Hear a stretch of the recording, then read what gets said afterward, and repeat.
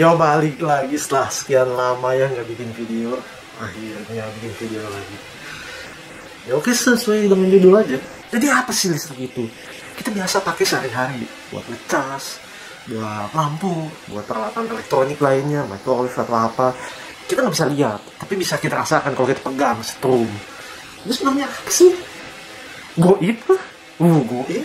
Oke, kita bahas lagi. I have a kawat, I have a magnet. Oke, mungkin nggak selebay itu ya, tapi intinya begitu. Yes, basically listrik itu tercipta dari hanya bongkah magnet yang berputar-putar di atas gulungan kawat. Atau gampangnya, listrik itu adalah elektron yang mengalir.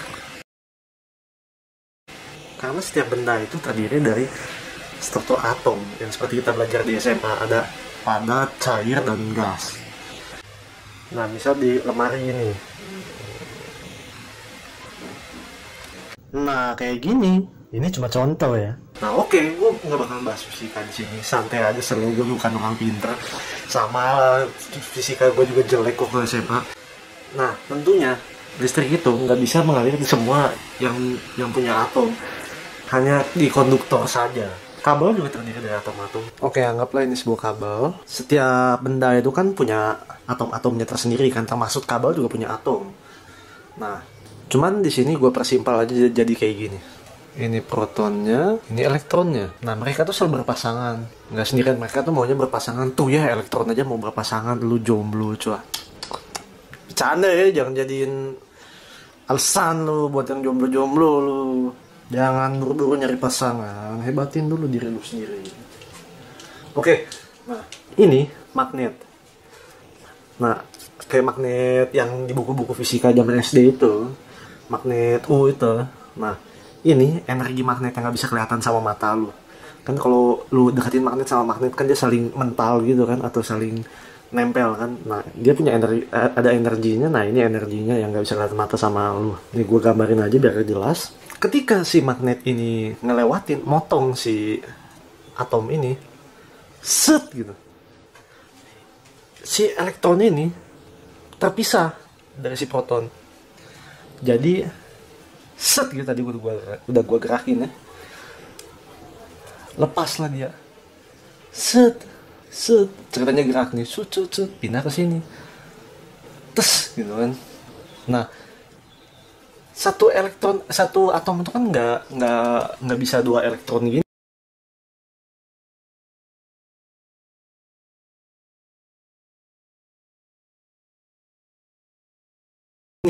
Nah, otomatis yang tadinya udah dia di sini, dia pindah ke sini. Set. Tes, ada di sini. Nah, yang ini pindah lagi. Sus ke sini. Yang tadinya di sini pindah lagi ke sini.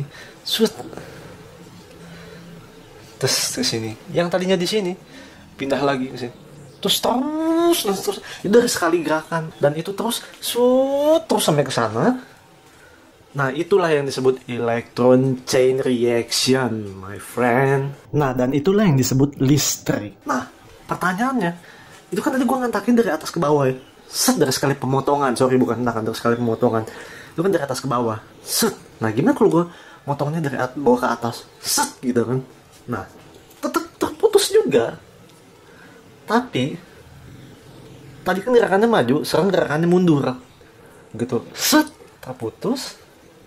Dia larinya ke sana. Set. Ke sana. Nah, otomatis yang ini hilang, pindah ke sini. Set, pindah ke sini. Yang ini hilang, pindah lagi ke sini. Set. Ini hilang, pindah ke sini. Terus dan seterusnya. Itu dinamakan electron chain reaction. Nah, kalau misalnya gerakannya satu arah, ke sana terus gitu, elektron itu mengalir.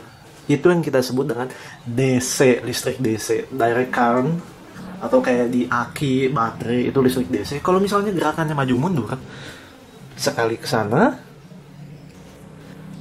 sekali ke sana, itu yang kita sebut AC, alternating current, arus bolak-balik. Jadi sebenarnya harus bolak-balik itu ada elektron yang maju mundur. Nah, karena ada maju mundur, pertanyaannya itu adalah berapa timing dari maju mundurnya itu. Nah, itu biasa kita sebut dengan frekuensi. Frekuensi kan per detik ya. Misalnya 1 Hz gitu, berarti 1 kali maju mundur per detik. Nah, untuk di Indonesia sendiri kita pakai 50 Hz. Nah, jadi kalau misalnya kalian lihat kayak gini, itu tuh tandanya elektron tuh maju mundur 50 kali per detik. Itu 50 Hz, itu listrik kita. Rata-rata seluruh dunia rata-rata 50 Hz, tapi ada juga yang pakai 60 Hz sih. Nah, kayak gini nih. Nah, 50 Hz. 50 Hz. Another 50 Hz. Emang seberapa penting sih frekuensi ini? Oh, penting sekali. Kalau ini frekuensinya ngaco, alat lu bakal rusak. Yang jelas tidak sesuai dengan peruntukannya gitu. Mungkin dari lu bakalan ada yang bilang, ah hoak nih, bohong, bacot nih. Oke, kita buktikan ya. Seperti yang lu lihat, avometer, kabel, no bullshit ya. Cuma avometer biasa. Kita setting ke 200 mV. 0 lah. 200 mV. Kecil aja ini pasti karena generating electricity-nya kecil banget. Nah, kawat lepas lagi. Mesin nol kan karena nggak ada apa-apa, nggak ada listriknya. Nol. Ketika ini gue punya magnet bekas speaker, ketika gue lewatin magnet ini, set. Nah, menghasilkan listrik dia. Seperti tadi gue jelasin, motong elektron bergerak, menghasilkan listrik. Berapa itu? 0,1 volt. Kecil sekali ya, jelas, karena hanya satu arah tadi, seperti tadi yang gue jelasin tadi, sebuah kabel satu kali motong gitu, elektron satu kali bergerak, kecil, tiny, sangat kecil sekali itu. Nah, ada polarity kan, nih kita lihat ya, set. Nah, minus tuh berarti elektronnya mundur. Oh, kurang kebaca, magnetnya terlalu ini. Kita perkuat.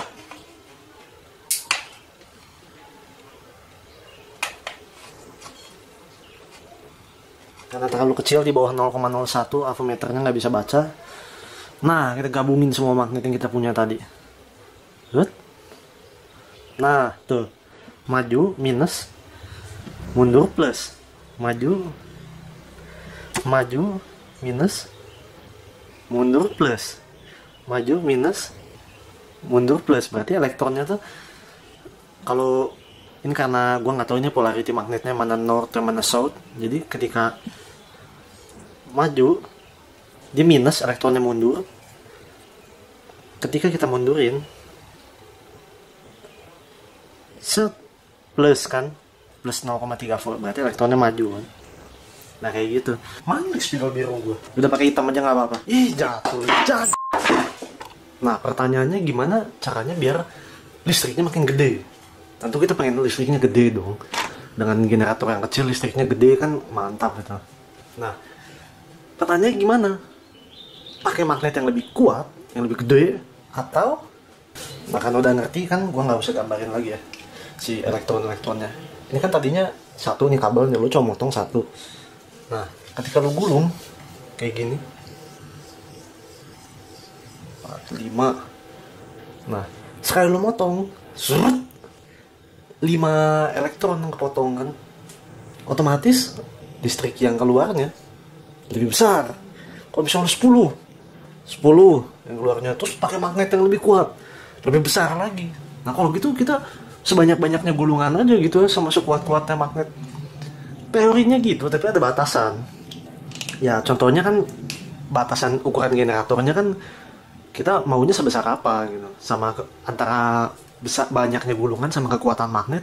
Karena di tengah kumparan ini kan pada kenyataannya di dunia nyata tuh nggak melayang begini kan. Ada yang namanya iron core, atau besi yang di tengah si kumparan inilah. Nih gua kasih lihat nih gambarnya. Nah, ini itu tuh kan yang mengharvest dari energi magnet, yang menangkap dari energi magnet itu sendiri buat diterima sama si kumparan itu kan. Nah, sekarang kalau misalnya lu banyak ini gulungannya, ada misalnya alternator motor atau alternator mobil lah, wah teorinya gulungannya makin banyak berarti listriknya makin gede. Oh, lu banyakin sebanyak-banyaknya, belum tentu bakalan jadi lebih gede, karena si iron core-nya itu terbatas menangkap si energi magnetnya itu.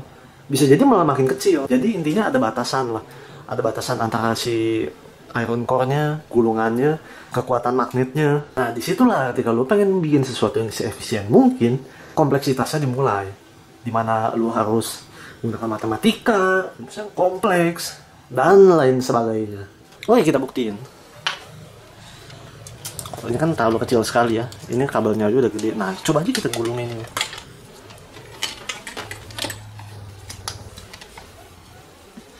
Nah, yang tidak kalah pentingnya, jangan terlalu jauh. Kalau misalnya kita gulungnya terlalu jauh, kayak gini, magnetnya laut di tengah, ini daya energi magnetnya tuh terlalu kecil lah ke samping.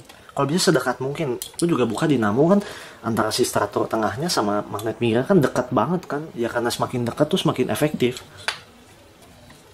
Nah, nih buat membuktikan coba kita bikin jauh dulu ya. Set. Nah. Set. Nah, lihat. Berapa itu kita bikin? 0,5 volt. Dari menggerakkan magnet doang. Jauh kan? Nah, coba kita kecilkan. Sekecil mungkin.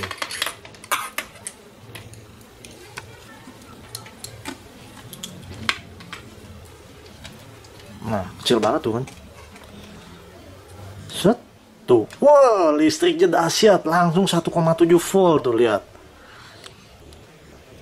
Ini berarti kita bikin 1,7 volt AC. Sekali maju, sekali mundur, sekali maju, sekali mundur, sekali maju, mundur. Terbalik ya. Ini minus, sekali mundur, sekali maju, elektronnya mundur, maju. Nah, 1,5 volt. Dengan magnet yang kuat, gulungan yang banyak. Atau kita juga bisa merubah polarity magnetnya. Tuh, jadi sekali dorong tuh plus, elektronnya maju, sekali tarik, mundur. Tuh, bisa kita ubah polarity magnetnya. Beginilah listrik tercipta. Jadi sebenarnya listrik tuh gitu doang. Sebongkah magnet yang bergerak-gerak di atas segulungan kawat atau segulungan kabel atau konduktor lah atau apalah itu bahasanya lah. Ya, gue juga bukan ahli elektronik ya, jadi maaf aja kalau ada salah kata. Ini cuma sharing pengetahuan aja. Itu listrik tuh gitu doang. Elektron yang mengalir. Bagaimana elektron mengalir? Karena antara si elektron sama proton itu kita potong pakai magnet lah. Kita potong elektron satu akan loncat ke elektron 2, elektron 2 loncat ke elektron 3. Nah, yang dari elektron 2 ini loncat dari elektron 1 ini loncat dari elektron sebelumnya. Ya terus aja begitu. Itu yang disebut namanya elektron chain reaction. Tentunya kalau di dunia nyata nggak maju mundur gini ya, gerakannya dibikin supaya bisa berputar, dibikin sedemikian rupa supaya bisa menangkap dari gerakan berputar. Nah, itulah listrik yang kita pakai setiap hari. Mudah kan? Mudah. Kompleks itu ketika kita pengen efisiensi. Ketika kita ingin efisien, kita pengen sekecil mungkin, listriknya sebesar mungkin, dengan tegangan dan voltase tertentu. Nah, disitulah matematika digunakan, dan disitulah kerumitan itu dimulai. Oke, nggak cuma itu aja. Apapun, ada magnet, ada kumparan, dia bisa menghasilkan listrik loh. Contohnya speaker nih. Lu tahu sendiri kan speaker kan buat ngeluarin suara kan. Di tengahnya ada voice coil, ada gulungan kawat. Ini ada magnetnya. Wah, dia bisa menghasilkan listrik? Oh, bisa. Nggak percaya nih. Ini gue jepit di sini. Nah, lihat ya. Ketika gue dorong ini, lihat sih. Tuh, dia menghasilkan listrik. Lumayan gede loh. 30, 50, bukan 50 volt ya. Ini di 200 mili soalnya. Tunggu sebentar. Kok gue lihat tuh di alternator mobil tuh pembangkit listrik buat di mobil itu kok nggak ada magnetnya, cuma gulung-gulungan kawat doang. Nah, kalau untuk alternator, inget loh ya, nggak harus selalu magnet balokan kayak gini. buat buat motong elektron. Kita juga bisa pakai elektromagnet buat motong si elektron tadi. Jadi tahu kan elektromagnet kan, yang waktu zaman SMP atau SMA lah gitu, paku digulung-gulung gitu kan sama kawat, terus kawatnya dikasih listrik, terus udah gitu jadi si paku itu jadi bersifat ada magnetnya. Nah itu elektromagnet. Kita nggak harus selalu pakai magnet balukan gini buat motong si elektron buat menghasilkan listrik, tapi kita juga bisa menggunakan elektromagnet buat motong si elektron buat menghasilkan listrik. Nah itu yang ada di alternator mobil. Makanya dari itu alternator mobil tuh nggak langsung bisa serta-merta menghasilkan listrik, tapi dia harus dikasih charge dulu dari aki buat mengaktifkan elektromagnet di tengahnya, baru dia bisa menghasilkan listrik, baru bisa motong elektron di sekitar kumparannya. Nanti lah gue akan bikin video lebih lanjut tentang alternator mobil. Oke, jadi lo udah paham kan sekarang apa itu listrik? Nah, saran gue satu, jangan diborosin.